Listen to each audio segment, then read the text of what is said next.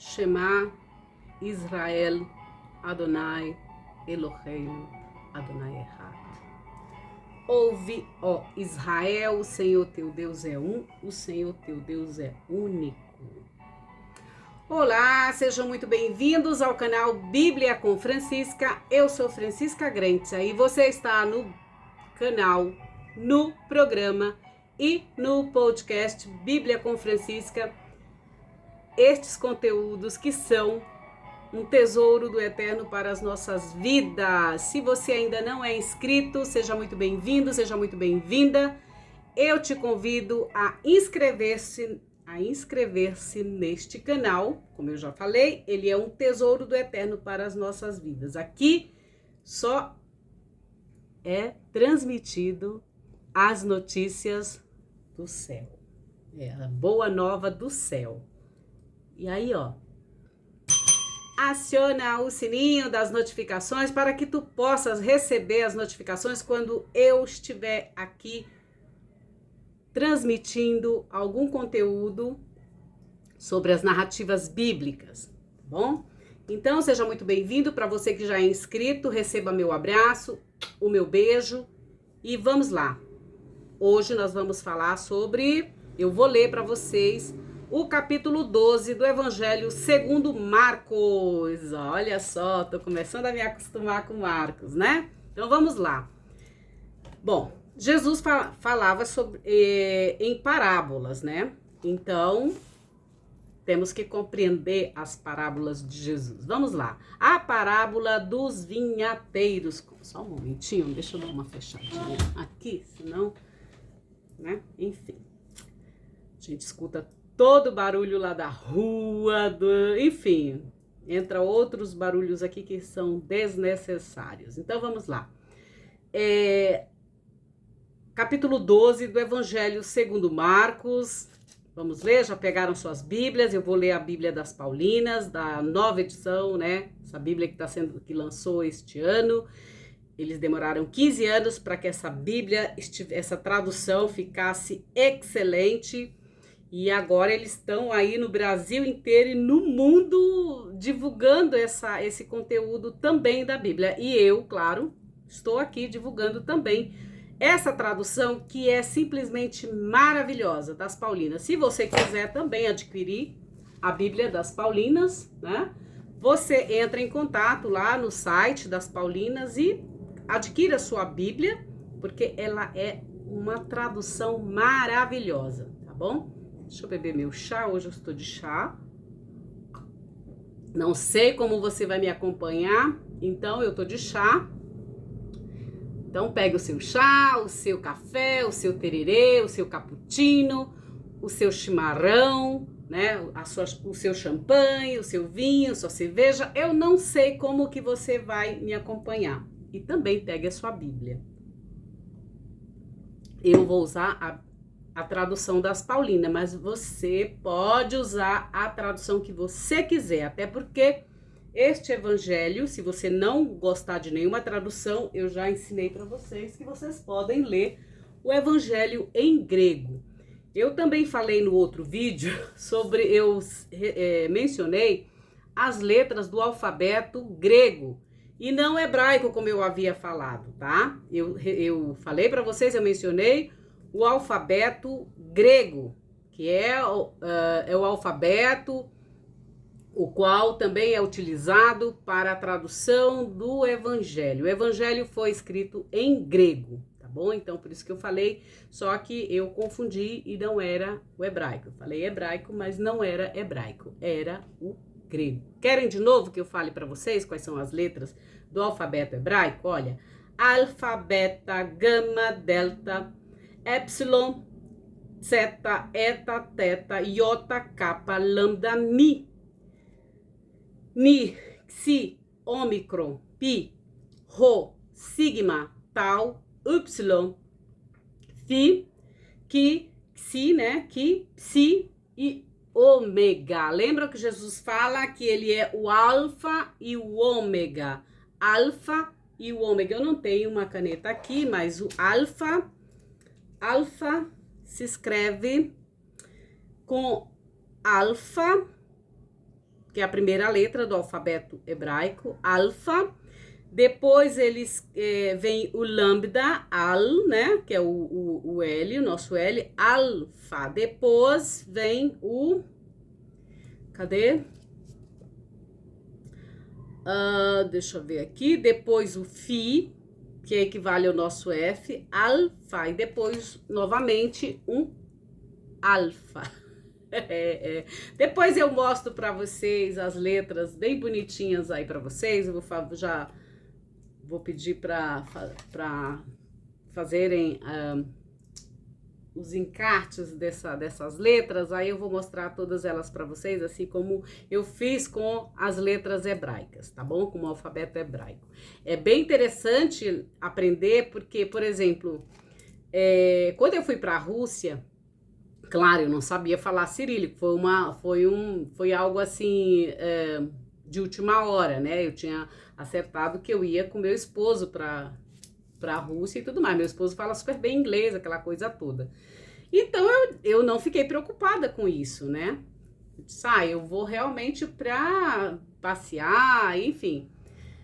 E foi muito interessante que quando ele comprou a passagem, eu vou contar primeiro essa história. Quando ele comprou a passagem, eu rapidamente já baixei o aplicativo do metrô, algumas coisas, né? Eu disse, talvez seja dessa maneira que eles leem, enfim.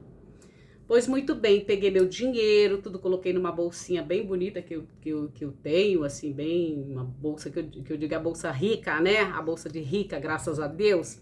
E aí coloquei... eu tinha ido trocar um dinheiro lá no Safra, que era justamente os rubros, né? E no dia que eu fui comprar, o Safra estava recebendo esses rubros aqui no Brasil, porque naquele período ia ter Copa, aquela coisa, então o pessoal ia começar a comprar os rubros. Então eu fui uma das primeiras que comprei esses rubros, né? Tinha chegado o malote lá e tudo, ela disse, a gente nem sabe ainda quanto que vale e tudo mais. Mas mesmo assim, comprei todo o dinheiro que eu ia precisar, né? Assim, os bolinhos assim, coloquei dentro dessa bolsa, né?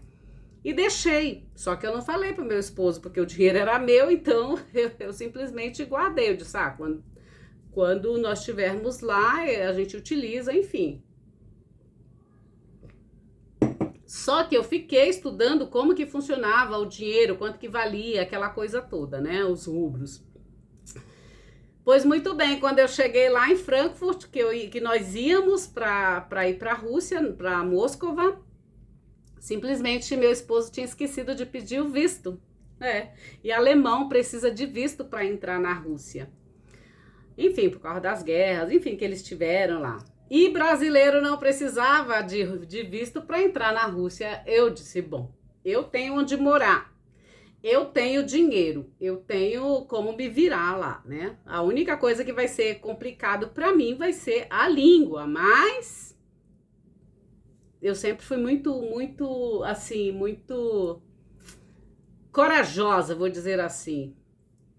Eu disse, eu vou assim mesmo, porque eu não vou perder dinheiro. Já tinha pago o hotel, já estava com dinheiro, já tinha me preparado, aquela coisa toda.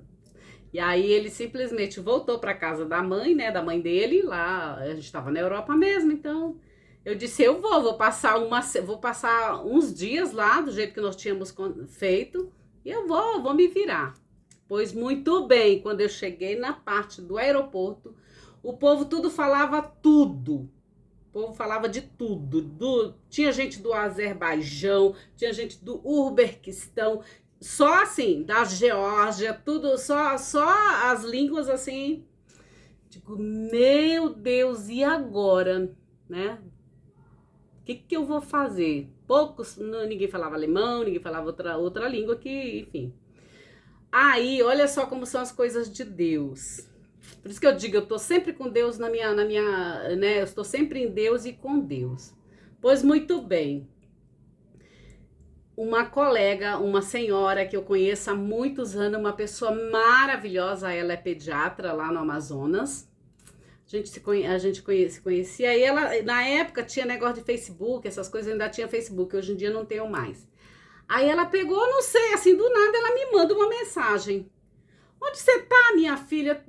Enfim, falando, enfim, a gente sempre se tratou muito bem, muito respeitosa, ela sempre foi muito maravilhosa comigo, enfim, uma pessoa assim muito do bem, família bem conhecida. Não vou citar o nome dela aqui, porque eles são muito conhecidos lá no Amazonas. A família dela é assim, enfim, construção civil, enfim, são gente muito boníssima, além de ser muito, enfim, deixa pra lá.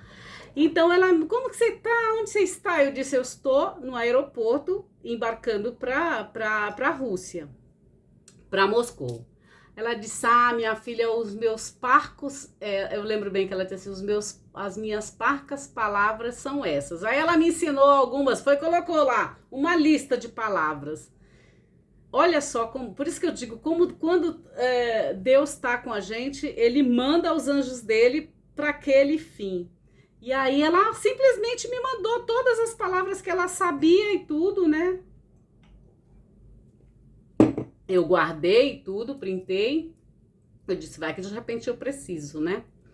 E eu ia precisar de fato. Aí me despedi, aquela coisa toda.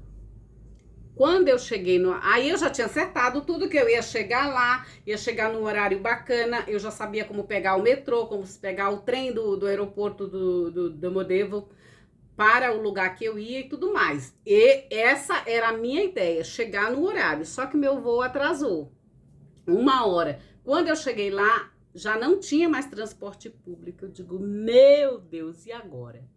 Pois muito bem, mas só que no avião, quando eu estava no avião, eu conheci um menino de 6 anos, o nome dele é Marcos. Olha só como são as coisas, né? O nome dele era Marcos, ele estava voltando para a Rússia para cuidar da avó dele, que estava ela estava em estado terminal, né? E eu lembro que eu estava com aquele meu livro, Amor, Medicina e Milagre, Medicina, Amor e Milagre, alguma coisa assim. E eu estava lendo esse livro. E aí, algumas coisas desse livro eu conversei com ele, que ele falava em alemão, então a gente, né? E ele queria muito ir na janela. Então eu disse assim, bom, vamos fazer o seguinte, você fala russo.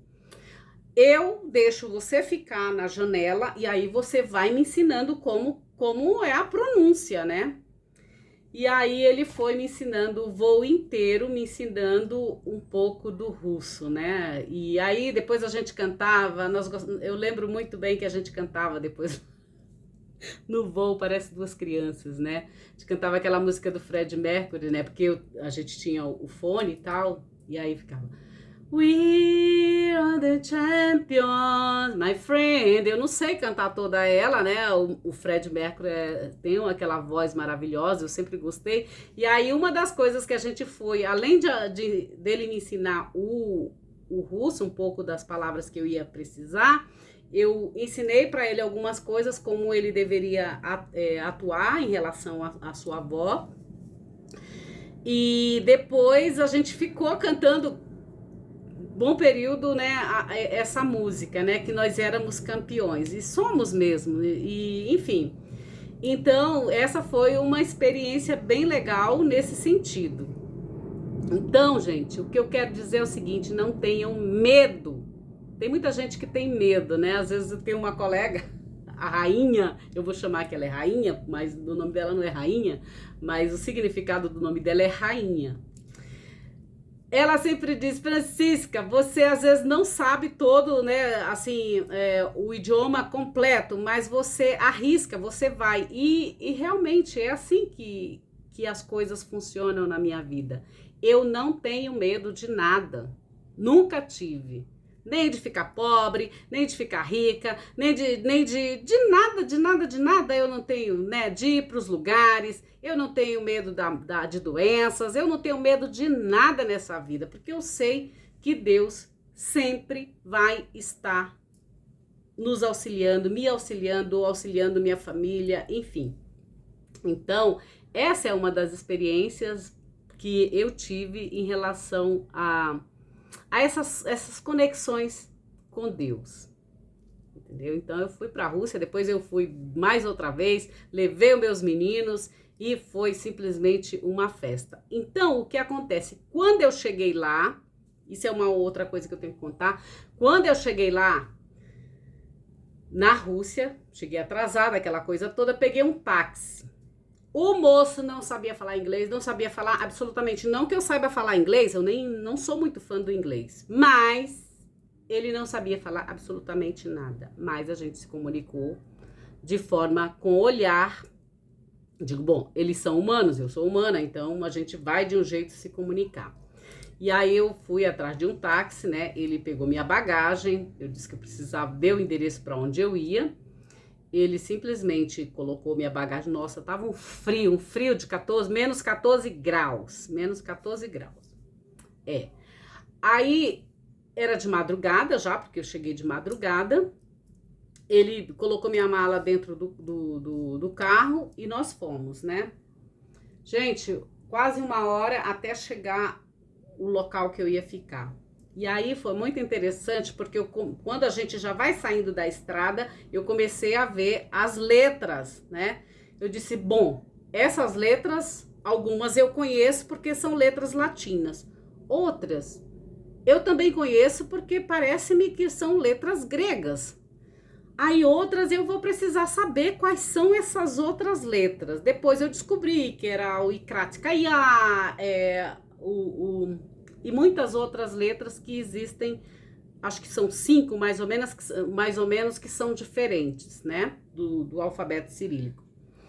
Aí eu disse, mas por que algumas palavras têm as letras gregas? Aí eu fui descobrir, porque os padres gregos que tiveram os primeiros textos, aquela coisa toda, e eles formaram o alfabeto cirílico com algumas letras gregas. Então, meus queridos, não tenham medo de aprender absolutamente nada nessa vida.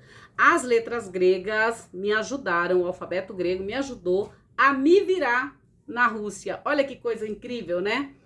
E aí eu olhava, eu conseguia ler café, outras coisas, tudo por quê? Por causa do alfabeto grego.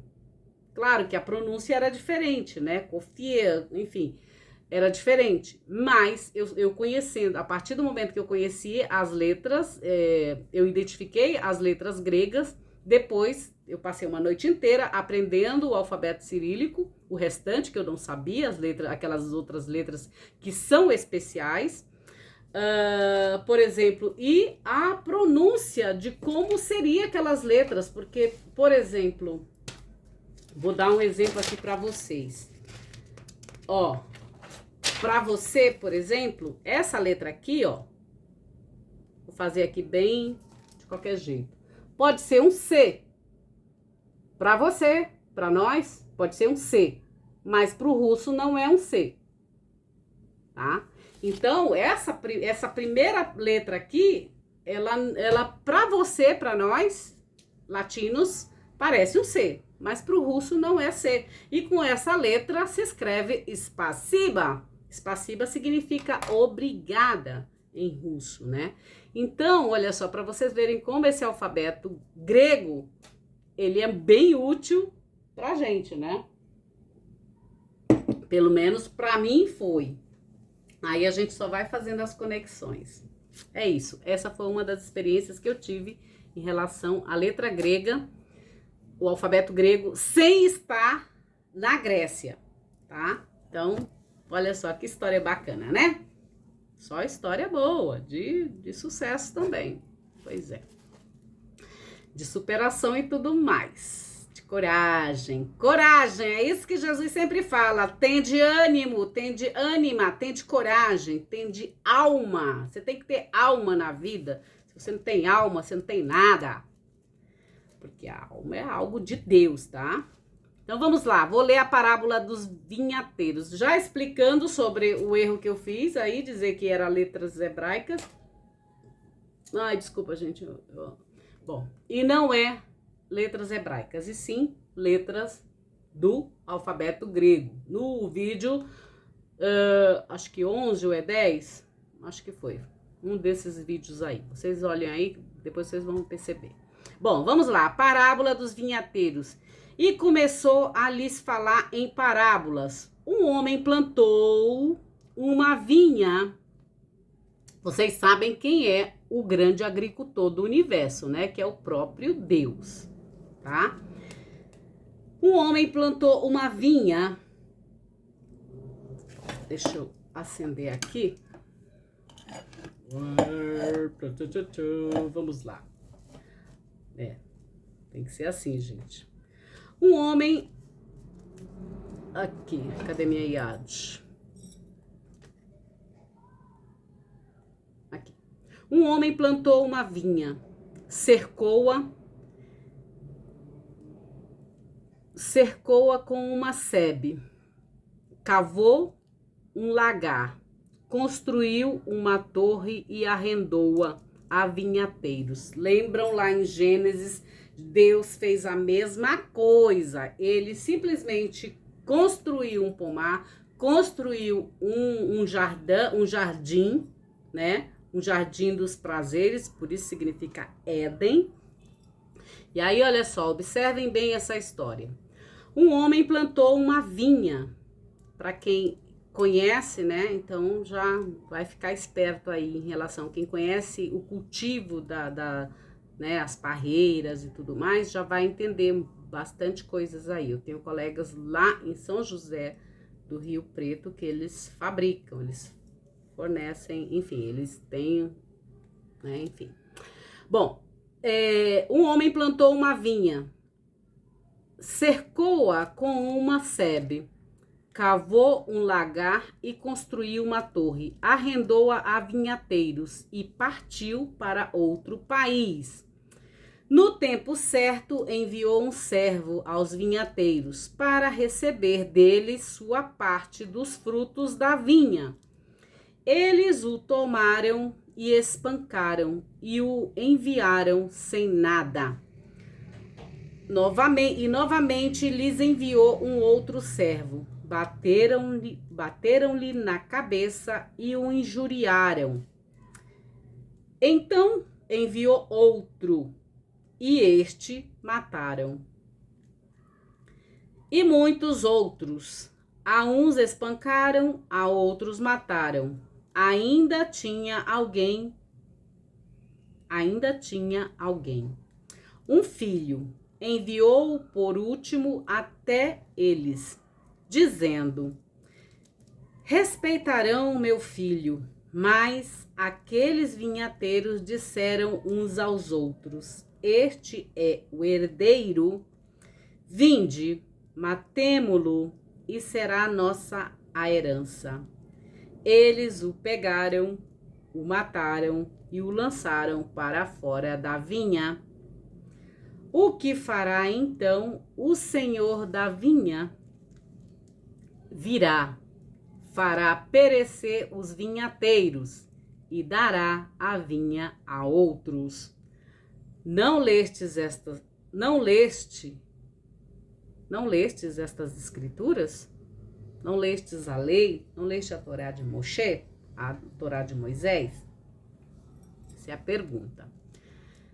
A pedra, que é engraçado, o Marcos sai de um assunto para outro, parece eu, né? Então, a pedra que os construtores rejeitaram, esta se tornou-se pedra angular da parte do Senhor. E aconteceu isto, e é extraordinário a nossos olhos. Procuravam prendê-lo, mas temiam a multidão, pois compreenderam que dissera a parábola para eles, e tendo deixado, partiram. Ou seja, Jesus contou uma parábola, contou uma historinha, mas era para eles. Agora, nós vamos falar sobre o imposto devido a César. Amanhã, o meu imposto de renda cai lá na conta do Estado. Queridos, eu dou todos os anos um carro popular ao Estado. Tá bom para vocês? Eu sei que tem muita gente que chega a pagar 2 milhões de reais só de imposto. Eu conheço gente que faz isso. O meu é menor, mas eu conheço gente que paga 2 milhões de impostos mensalmente para o Estado brasileiro, tá? O imposto devido a César. Aqui eu não tenho um denário para mostrar para vocês a foto de César, tá? Mas vamos lá. E enviaram-lhe alguns dos fariseus e dos herodianos. Esses vocês sabem que eram grupos políticos, né? Dentro do próprio templo, dentro do próprio judaísmo, na época de Jesus, tá bom? Assim como hoje também, os judeus são pluralistas, assim como os católicos, eles são plurais também. Não existe apenas um tipo, um grupo de católicos, assim como os evangélicos e outras instituições do meio religioso, tá bom? Então, fiquem bem atentos a isso. Então, os herodianos iam para apanhá-lo por uma palavra. Tendo chegado, disseram-lhe: Mestre, sabemos que és veraz e não dás preferência a ninguém, pois não olhas as aparências dos homens. Ainda bem que Jesus não olha as aparências dos homens, né? Já pensou se ele olhasse? Nossa. Mas ensinas o caminho de Deus conforme a verdade. É permitido pagar tributo a César ou não? Olha como eles são, né? Pagamos ou não pagamos? Ele, conhecendo a hipocrisia, sabe aquelas pessoas que perguntam: ai, você dá caridade? Conhecendo a hipocrisia deles, disseram-lhe: por que me colocais à prova? Gente, tem um monte de pastor que ficam enchendo o saco do povo. Você já deu o seu dízimo? É para caridade, é para não sei o quê, é para não sei o quê. Vocês já perceberam isso? Então, não sei se na comunidade de vocês é assim. Ou será que só eu que percebo essas coisas, assisto essas coisas? Assisto não, de vez em quando eu digo, meu Deus, enfim. Olha só, pagamos ou não pagamos? Ele, conhecendo a hipocrisia deles, a falsidade deles, eles eram como nota de $3, gente, eles eram falsos. Esses que perguntam: você faz, você dá o dízimo, você é bom, vocês ouviram que no outro capítulo Jesus disse que não existe pessoas boas, somente Deus. Acabou. Eu acredito na palavra de Jesus, o Cristo. Então vamos lá, olha só. Ele, conhecendo a hipocrisia deles, disse-lhes: por que me colocais à prova? Trazei-me um denário. Se você não conhece um denário, eu tenho um vídeo aí sobre a multiplicação dos pães em João, que eu mostro um denário para vocês, tá bom? Vai lá, acho que eu tô até de azul royal, que vocês sabem que eu amo azul royal, hoje eu tô de verde. Hoje eu estou igual uma árvore de Natal, né? Acho que é porque já tá quase chegando o Natal, então hoje eu me vesti como uma árvore de Natal de vermelho, vestido vermelho e verde. Olha só, tô parecendo uma árvore de Natal. Gente, tem que brincar também, senão leva tudo muito a sério, aí as coisas esculhambam tudo, né? Olha só, então, você que não conhece um denário, lá no meu vídeo sobre a multiplicação dos pães em João, capítulo 5 ou 6, alguma coisa assim, eu mostro um denário, tá bom? Vai lá. Depois que você assistir esse vídeo aqui. Aliás, você já se inscreveu aqui no canal Bíblia com Francisca? Então, inscreva-se aí no canal e, aciona o sininho das notificações para que você possa receber mais conteúdos e histórias maravilhosas como essas. Além do que, admirar a minha beleza amazônica, né, gente? Pois é, vamos lá. Então, mas essa beleza amazônica já tem dono, tá? Meu dono é Deus, mas eu sou casada com o professor Matias Grenza, tá bom? O meu Dodi. Então, ele é o meu Dodi tá lá, divulgando a Bíblia das Paulinas, Então, trazei-me um denário para que eu veja.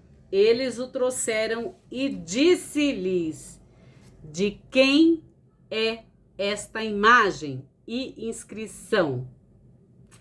Vocês sabiam que a imagem das nossas moedas, antigamente, acho que era da República, mas ela é inspirada na Marielle, que é lá de Paris, lá da França, né? Que é a República, é a liberdade guiando o povo.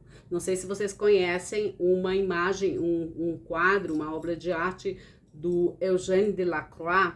Então, a nossa moeda, República também, aquela carinha, aquela mocinha, ela também foi inspirada na República guiando o povo, se eu não me engano, lá daquele quadro lá de Eugène Delacroix. Tem umas histórias aí bem interessantes, tá? Então, de quem é esta imagem e a inscrição? Eles disseram, de César. Jesus lhes disse, o que é de César, o que é do governo do Brasil, o que é do Estado, os impostos, o imposto de renda, o que é da prefeitura, o imposto predial, o IPTU, o imposto dos seus carros, IPVA e tudo mais, tem que pagar, tá? O que é de César, Jesus disse, é o que é de César, devolvei a César, e o que é de Deus, devolve a Deus. E admiraram-se dele. Eles eram muito falsos, esse povo, credo. Eu tenho horror a gente falsa, a gente fingida, a gente que, sabe, faz papel de... Bom, os saduceus e a ressurreição. Vieram até ele alguns saduceus que dizem não haver ressurreição e o interrogavam.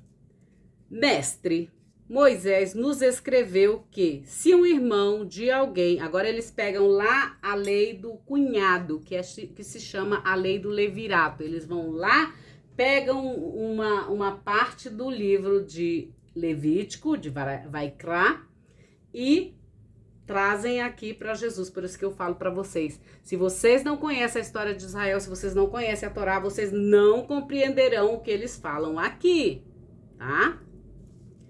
Ai, o Novo Testamento basta. Não basta. Não basta. Não acreditem quem diz isso. Vocês têm que conhecerem o Primeiro Testamento, tá bom?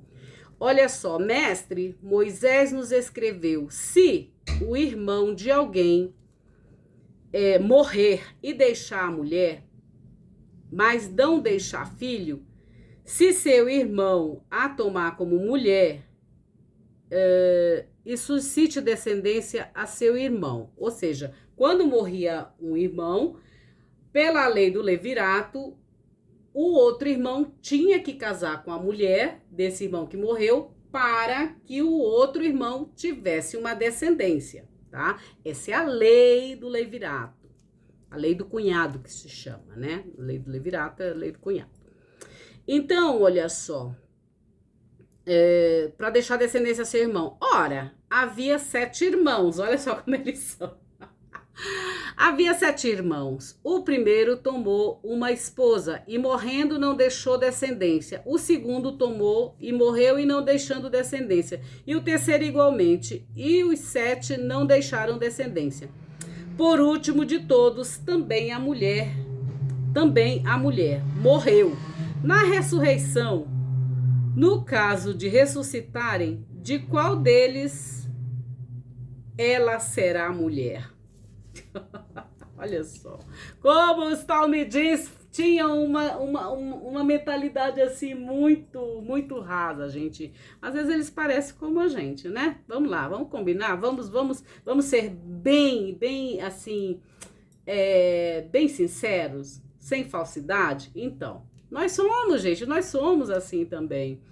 Pois os 7 a tiveram como mulher, dizia-lhe Jesus, não é por isso que vos enganais, não conhecendo nem as escrituras, nem o poder de Deus. Tem muita gente que conhece a lei, tem muita gente que conhece as escrituras, mas não conhece o poder de Deus. Tem gente que conhece o poder de Deus e não conhece nada das escrituras. O que significa isso? Que nós temos tanto que conhecer essas escrituras, essas instruções, essa lei, quanto também conhecer o poder de Deus, gente. É muito maravilhoso tudo isso. Por isso que eu falo para vocês, são notícias do céu.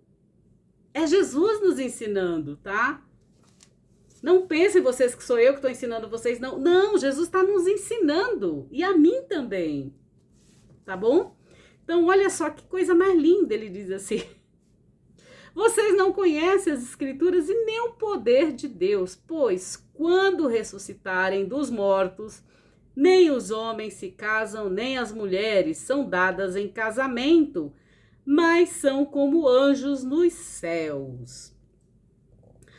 A respeito dos mortos que ressuscitam, não lestes no livro de Moshe, quando estava junto à sarça, como Deus lhe disse, Yehie, Axé, Yehie. Está lá em Êxodo, que todo mundo usa aí, eu sou, não sei o quê. Eu serei quem serei, é o que ele disse para Moisés. Moisés, eu serei o que tu quiseres que eu seja para ti. Tu vais viver uma experiência, tu vais fazer uma experiência comigo, mas tu não vais me dominar. Eu não vou ser o seu empregado. Eu não vou ser o seu mordomo, Moisés, como todo mundo acha, né? Ai, Deus, faz isso pra mim. Ai, Deus, me cura. Ai, Deus, não sei o quê. Ai, Deus, me dá isso. Ai, Deus. Deus não é empregado de ninguém, gente, pelo amor de Deus, né? Então, olha só, lá na sarça ardente, quando, né, que Moshe pergunta para ele, mas quem tu és, né? Qual é o teu nome, o nome de Deus? E aí ele responde, Yehie, Axé, Yehie, que significa o quê, gente? Isso aqui, ó. Significa isso aqui, só um minutinho. Aqui, ó. Yud, Ré, Vav. Aqui, ó. Essas 4 letras aqui, ó. Yud, Ré, Vav, Ré. Yud, Ré, Vav, Ré. Que significa Yehie, Axé, Yehie. É o tetragrama, tá?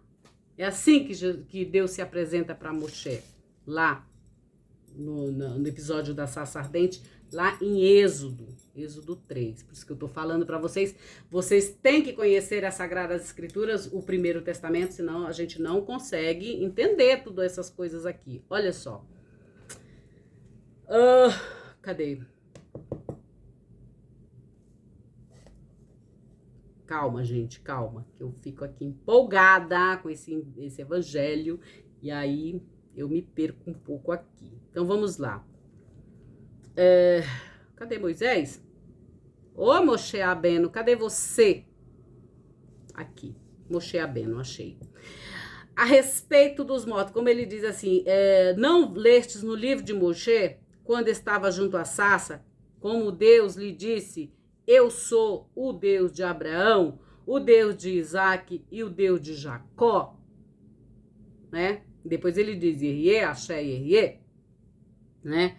Ele não é um Deus dos mortos. Não acreditem nessas coisas que o povo diz, o morto vem e o morto fala. Isso é coisa de outras coisas, gente.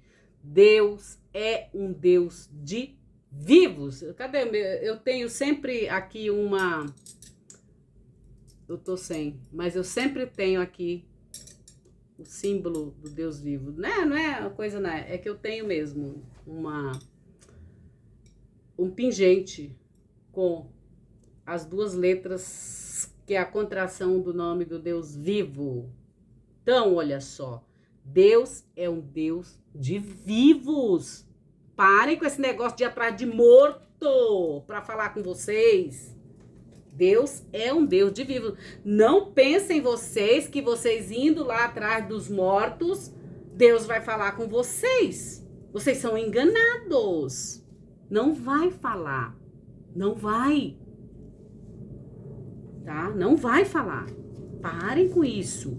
De atrás de coisa de morto. Deixe os mortos cuidarem dos vossos mortos. Deus, o Deus de Abraão, de Isaac e de Jacó, é um Deus de vivos. É um Deus vivo. Ai, Francisca, como você fala, simpática, né? Então, é pra ver se vocês acordam, é pra dar um chacoalhão em vocês, pra vocês acordarem. Entendeu? Estão dormindo. É. Olha só. Eu sou o Deus de Abraão, de Isaac e de Jacó. Aqui, ó. Sou o Deus de Abraham, de Isaac, de Jacob, né? Ele não é um Deus dos mortos, mas dos vivos. Devagai completamente. Ou seja, vocês estão completamente fora da realidade. É o que Jesus está falando aqui pra gente. Deus não é um Deus de morto. Deus é um Deus de vivo. Vocês estão sendo iludidos aí, gente. Pelo amor de Deus. É Jesus quem está falando. O primeiro e o segundo mandamento.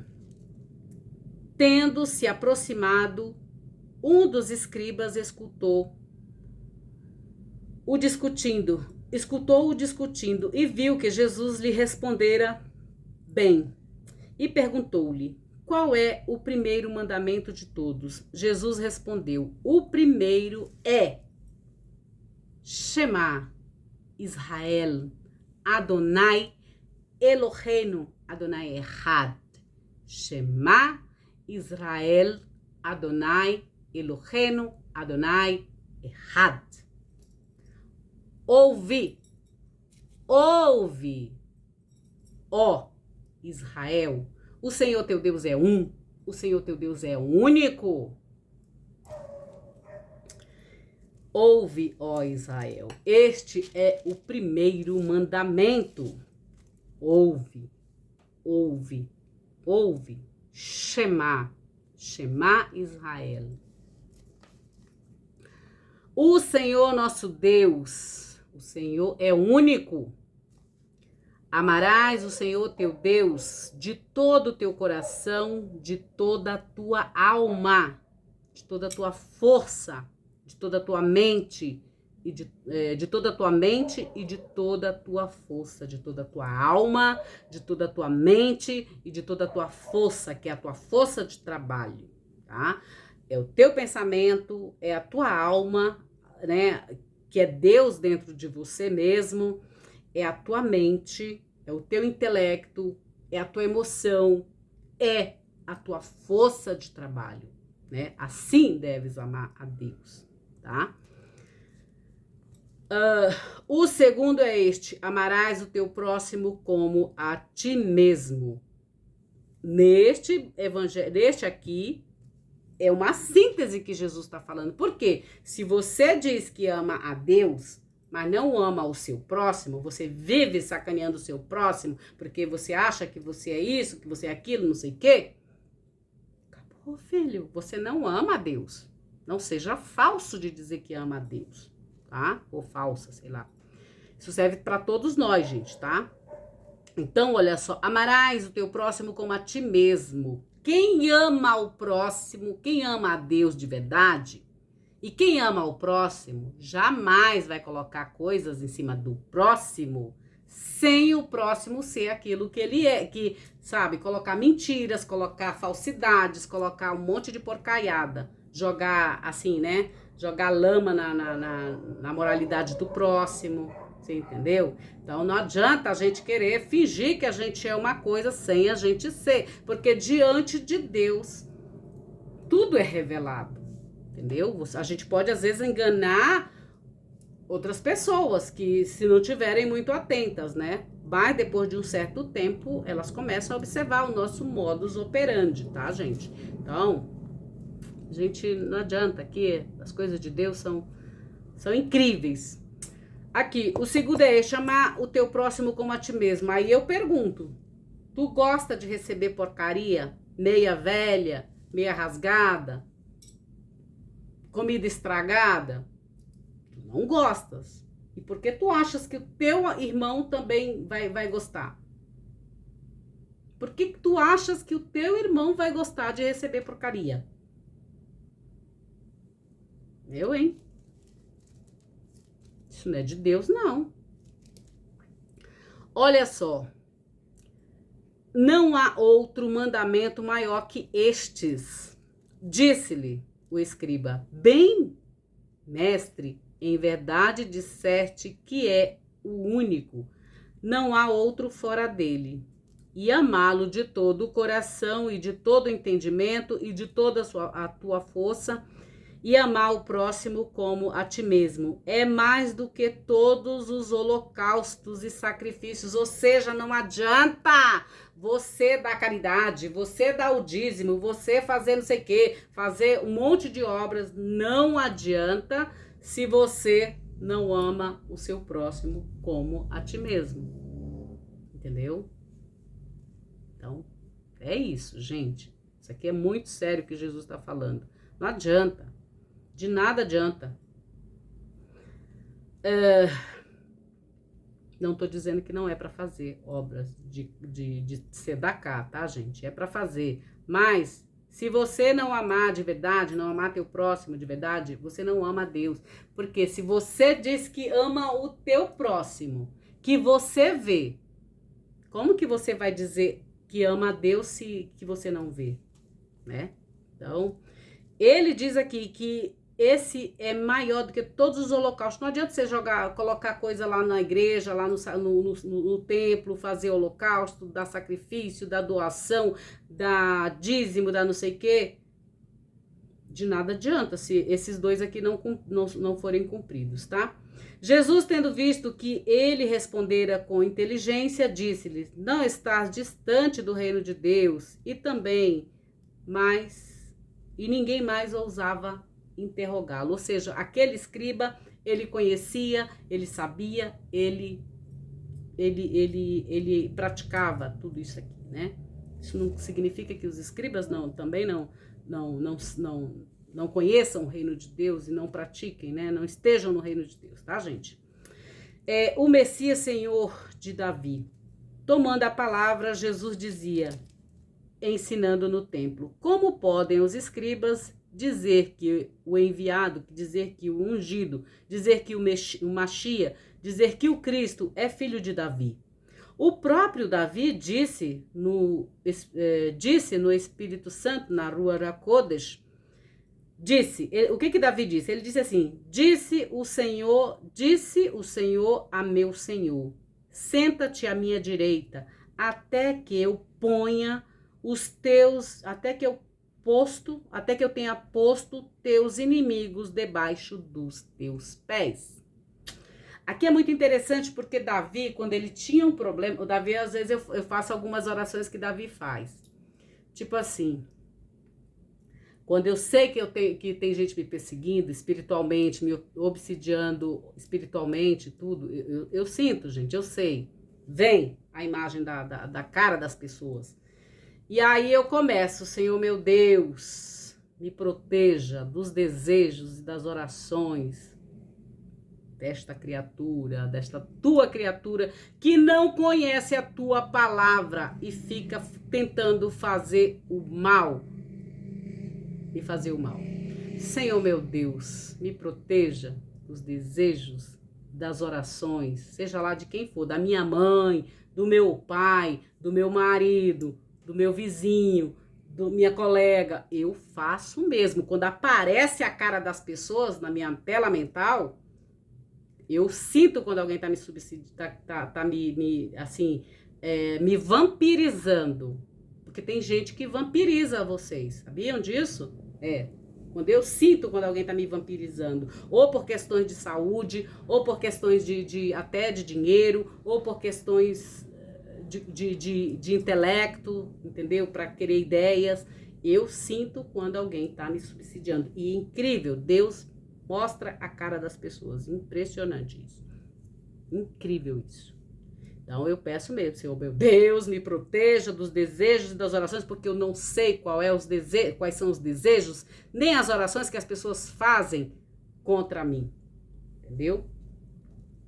Então, olha só, dos meus filhos, enfim, é incrível isso. Então ele diz aqui, olha só: disse o meu Senhor ao meu Senhor, senta-te à minha direita até que eu tenha posto teus inimigos debaixo dos teus pés. Se o próprio Davi o chama Senhor, como então é filho de Davi?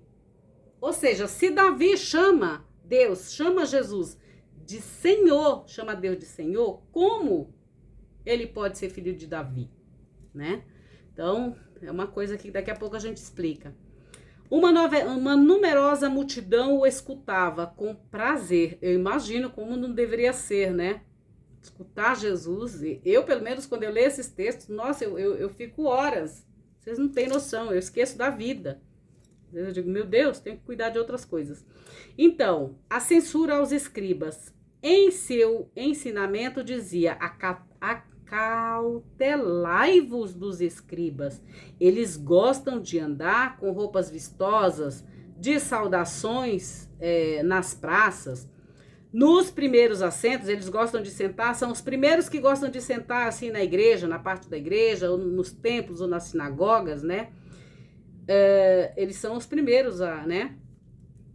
E nos primeiros lugares e nos banquetes, eles querem ser sempre os primeiros. Não, eu sou. Não, porque eu sei, não, porque eu tenho, não, porque eu posso, não, porque não sei o quê. Então, eles são esses aí. Mas eles devoram a casa das viúvas. Esses daqui são aqueles que vão lá, não, mas você não quer dar uma doação? Então, pois é, a viúva às vezes nem tem tanto e... Além deles pegarem o dinheiro das viúvas, dos órfãos e dos estrangeiros, eles, né? Afinal, são tudo ponacente, né, gente? Então, olha só, isso não sou eu que estou dizendo, é Jesus que está falando aqui, ó. Eles gostam de serem... eles gostam dos primeiros lugares nos banquetes, eles devoram a casa das viúvas, imuladamente, fazem longas orações, eles receberão uma condenação maior. Não é como aqui, Shema Israel Adonai Eloheinu Adonai Echad, acabou. Olha que oração rápida, né? Então, não, esses não.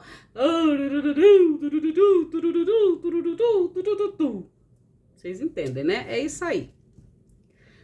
A oferta da viúva, esse aqui é muito legal, essa parte aqui. Jesus se sentou diante do cofre do templo e observava como a multidão lançava moedas no cofre. Muitos ricos lançavam muito. Vindo uma viúva pobre, lançou 2 moedinhas, isto é, um quadrante. Tendo chamado seus discípulos, disse-lhes, Amém. Eu vos digo que esta viúva pobre lançou mais do que todos lançaram do que tem em excesso. Mas ela, de sua penúria, lançou tudo quanto tinha, todo o sustento. Jesus é contra quem tem dinheiro? Não, gente. Aqui ele está falando da questão do apego novamente que as pessoas têm diante das coisas. Aqui, por exemplo, ele está falando dos ricos que iam dar no templo aquilo que sobrava para eles, aquilo que eles tinham em excesso. Isso é uma coisa muito comum. Tudo aquilo que tem em excesso, eu vou dar. Não preciso mesmo. Mas, no caso desta viúva, ela não tinha. Ela deu tudo aquilo que era do sustento dela. Entendeu? Então, é isso. Agora, deixa eu ver aqui. Eu vou ler para vocês. Deixa eu ver. Vou falar sobre as explicações. Vamos lá. Bom, continua a polêmica sobre a autoridade de Jesus no final da passagem anterior. Jesus disse que não iria responder à questão de onde vem a sua autoridade, né? Lembram lá no capítulo 11? Mas, de fato, ele responde com esta parábola sobre a sua autoridade. A sua autoridade vem dele ser o filho de Deus, né? De ser ele o filho. A imagem da vinha é clássica, não é eclesiástica, é clássica. Deixa eu pegar aqui. É clássica para representar Israel, conforme Isaías 5, 1, 2. Vocês têm que ler essas referências depois, tá, gente? Os servos enviados pelo Senhor da vinha representam os profetas, muitos dos quais foram perseguidos e até martirizados, conforme 2 Reis, capítulo 21, versículo 16. Olha só, agora tá bem claro aqui, gente. O Filho amado é o próprio Jesus, como já anunciado em seu batismo, conforme Marcos 1:11, desculpa. E na transfiguração, Marcos 9:7. A alusão à abertura do evangelho a todas as nações com a formação do novo povo de Deus, que é a igreja. Bom, eles dizem que é a igreja, mas o povo de Deus somos nós, tá? Não é um templo de pedra, tá? Segundo as polêmicas de Jerusalém, dessa vez trata-se da difícil questão da dominação romana. Pode-se ou não aceitá-la. Ela se dá com os fariseus e partidários de Herodes. O termo César é usado para o imperador romano. Depois de Júlio César, os imperadores romanos passaram a adotá-lo como um segundo nome. A pergunta de fariseus e herodianos é uma dupla cilada. Se Jesus responder que não, eles poderão acusá-lo diante das autoridades romanas de incitamento e revolta política, conforme Lucas, capítulo 23, versículo 2. Se responder que sim, ficará desacreditado diante da multidão e será considerado colaborador romano. Utilizar um denário, moeda romana, já era, ao menos implicitamente, reconhecer o domínio romano, como no caso que tem a moeda são os fariseus e os herodianos, ou seja, e não Jesus. Eles tinham a moeda, o denário, né, gente? Jesus e não Jesus. E é ele quem os apanha na cilada que tinha armado. Ou seja, eles próprios, Jesus pegou eles na cilada deles mesmos, né? Deixa eu ver se eu encontro aqui. Ah, tá aqui. Ainda está aqui o livro do Matias. Eu acho que ele tem acho que tem uma imagem de um denário aqui. Tem. Olha só, o denário é esse aqui, gente. Deixa eu mostrar pra vocês. Olha só. Estão vendo aí, ó, o denário, tá? E na outra parte, aqui, ó, eu vou dizer o que significa. O retrato do denário é o imperador romano de 14 a 37 depois de Cristo. A inscrição é Tibério, César, Divinos, Augustus, Tibério, César, filho do divino, Augusto, tá? Aqui, ó. É o que tem nessa inscrição aqui, ó. Tá vendo? Aqui ao redor. Tá vendo?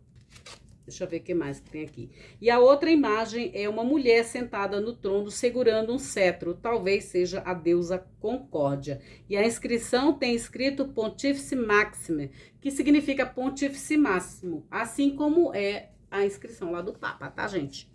Então, olha aqui, vou mostrar aqui a deusa Concórdia. Hallo. Was macht du jetzt? Und diese? Ja. Kleine Momente, bitte. So. Ai, ai, ai. Pronto.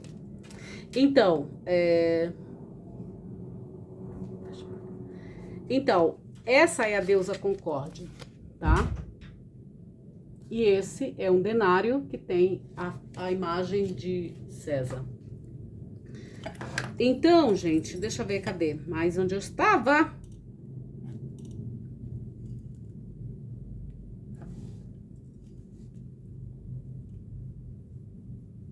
Ah, tá. A resposta de Jesus implica não que ele reconheça qualquer direito à dominação da parte do imperador romano, mas sim que ele se nega a reconhecer que se dê ao imperador o que é devido e a Deus o que é de Deus.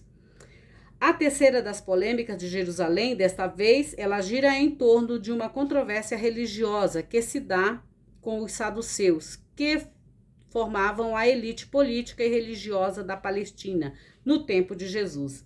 Eles controlavam o Sinédrio. O Sinédrio representa os 70 senadores, né? Eu já falei sobre isso com vocês. O Sinédrio ia ao templo. E era Jesus, e era de suas fileiras que vinha o sumo sacerdote. Ou seja, eles eram os saduceus, aqui ó, com os saduceus que formavam a elite política e religiosa da Palestina no tempo de Jesus. Eles controlavam o Sinédrio, que era o Senado. Deixa eu arrumar aqui, que meu filho veio mexer alguma coisa aqui e tirou aqui do enquadramento. Então, olha só, eles eram parte da elite política e religiosa da Palestina no tempo de Jesus. Eles controlavam o Sinédrio e o templo. E era de suas fileiras que vinha o sumo sacerdote. Reconheciam apenas o Pentateuco, Gênesis, Êxodo, Levítico, Números e Deuteronômio. Vou dizer de novo. Bereshit, Shemot, Vaikra, Bamidbar, Devarim.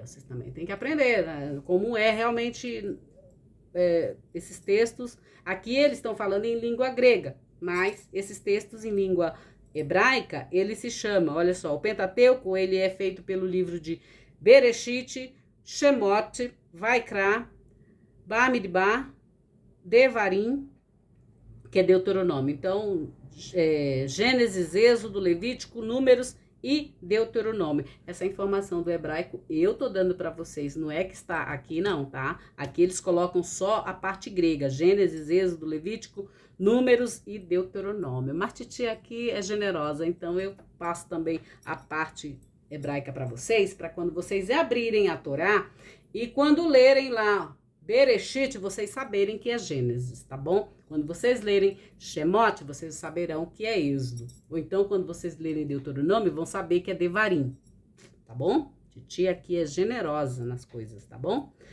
Olha só, vamos lá. Então, esses livros, né? Como escritura sagrada, e rejeitavam a ideia da ressurreição, conforme Atos 23, 6.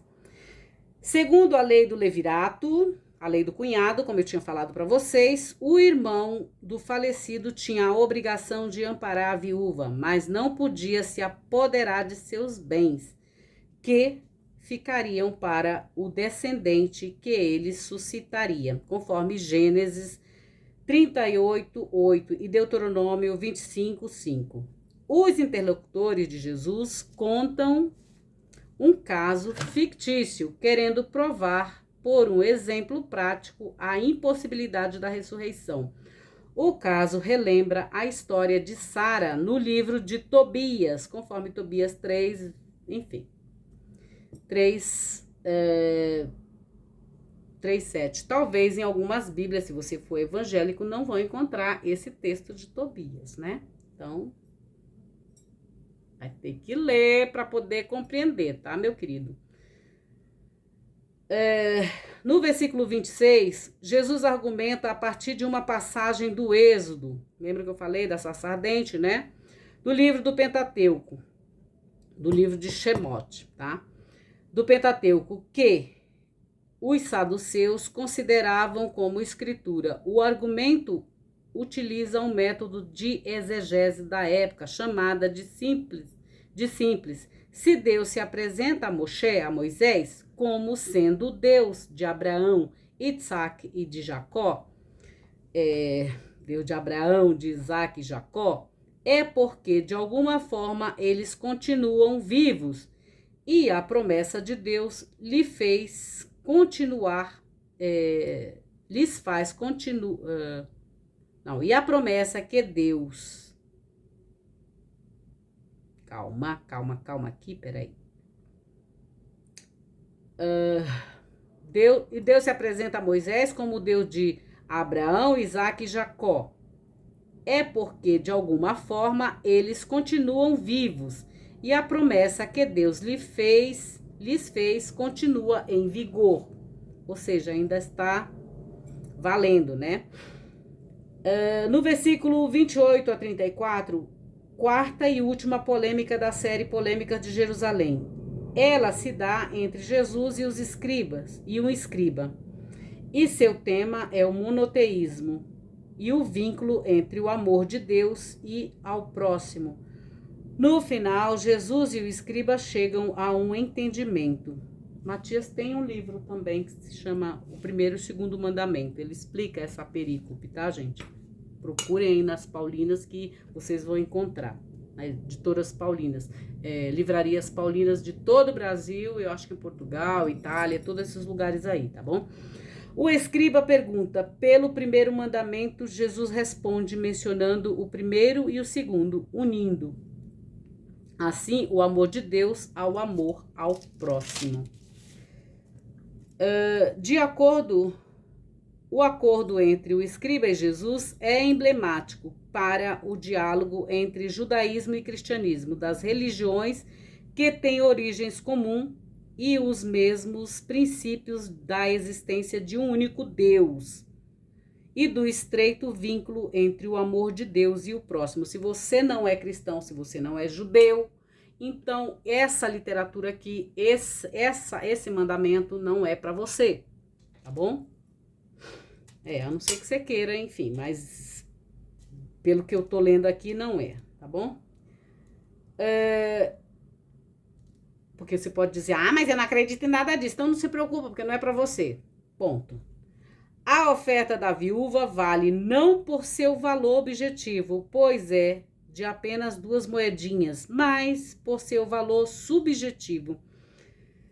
Para ela, esse pouco valia muito, uma vez que não era o que lhe sobrava, mas sim o que tinha para o seu sustento. A moedinha é um lepton, que era a menor moeda grega. O quadrante era a menor moeda romana. A oferta da viúva corresponde, portanto, a muito pouco, né? O edifício do templo provoca admiração nas pessoas. Jesus, no entanto, chama a atenção para a temporalidade de toda a construção humana e pronuncia um julgamento sobre o templo e a cidade. Todos nós vamos ser destruídos em algum momento, gente. Então não adianta a gente ficar se achando o rei e a rainha da cocada, a última Coca-Cola no deserto, nem o último biscoito do pacote, até porque o último biscoito do pacote, ele vem sempre quebrado, né? Então vamos lá. O Monte das Oliveiras, não, já foi só até aqui mesmo, gente. Aqui já vai ser sobre o templo, né? Ele já vai ser no capítulo 13, que vai ser no próximo vídeo. Tá bom, gente? Olha quanta coisa nós aprendemos a respeito desta palavra. É linda esta palavra de Jesus, não é, gente? Não é? Conta pra mim aí se não é. São notícias do céu, gente. Você já se inscreveu no meu canal? Bíblia com Francisca? Já acionou o sininho das notificações? Fica aí só um momentinho que eu vou pegar. Eu acho que eu tenho esse livro do Matias, que é sobre o primeiro e o segundo mandamento. Guarda aí, que eu já venho. Eu já volto. Peraí. Deixa eu ver onde está este livro. Este livreto do Herr Grenzer.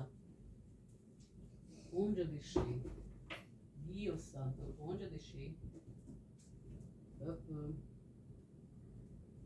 Yerushalayim shezahav meshuzehoshe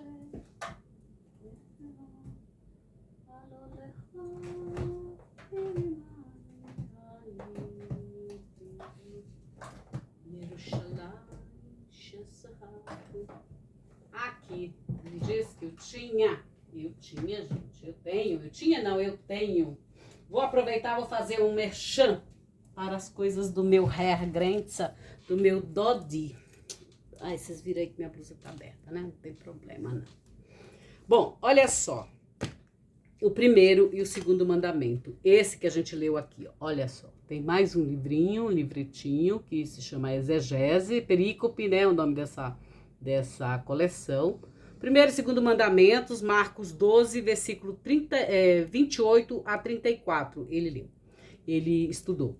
É das Paulinas Editoras, tá bom? E o escritor é Matias Grenza, este bonitão aqui, louro alto, lindo do olho azul. Então, ele explica bem. Caso você queira, é só você acionar aí as Paulinas que você vai encontrar. Outro que ele tem é a novena de São José, tá bom? Maravilhoso, já vendeu milhares também. Novena bíblica São José, a São José, tá bom? Matias Grenza. O outro é uma análise poética da sociedade, um estudo de Jó 24. O outro é o Salmo 1. O que mais? Aqui eu tenho bênçãos. Não, mas aqui é outra coisa. Além do que eu tinha mostrado para vocês, da multiplicação dos pães, em Marcos também, tá bom? Tem outros, mas estão ali... Não vou pegar, não. Chega. Todos nas Paulinas. Vocês podem acessar o site das Paulinas. Vocês podem ir nas livrarias das Paulinas e buscar. Tá bom? O seu exemplar. Aliás, a novena de São José é bem legal. Aproveitem, já vão lá, comprem. Quando chegar em março, dia 19 de março, você quer dizer, você já antecipa a compra e faz a novena de São José, né? Eu tenho uma explicação de São José aí no canal. Eu explico para vocês por que nós gostamos tanto de São José. Então é isso, pessoal. Olha só. Já se inscreveu no canal Bíblia com Francisca? Então, vai lá, ó, se inscreva, aciona o sininho das notificações e vem participar desta comunidade digital que cresce a cada dia. Então, aqui eu termino esta leitura do Evangelho segundo Marcos, capítulo 12, desejando para vocês uma Shavuot, uma boa semana. Sim, logo, logo nós vamos chegar também ao capítulo 13, ao capítulo 14, 15, 16 e aí finalizamos a leitura deste evangelho, tá bom? É isso, gente. Gostaram? Então é isso. Vocês veem como tem muitas coisas que Jesus nos ensina? Então é isso. Fiquem com Deus, em Deus, para Deus. Fiquem na bênção de Deus. Muito obrigado por estarem aqui e celebre aquilo que realmente importa, que é a vida de vocês. Tchau, fiquem com Deus. Tchau, tchau, gente. Ainda estão aí?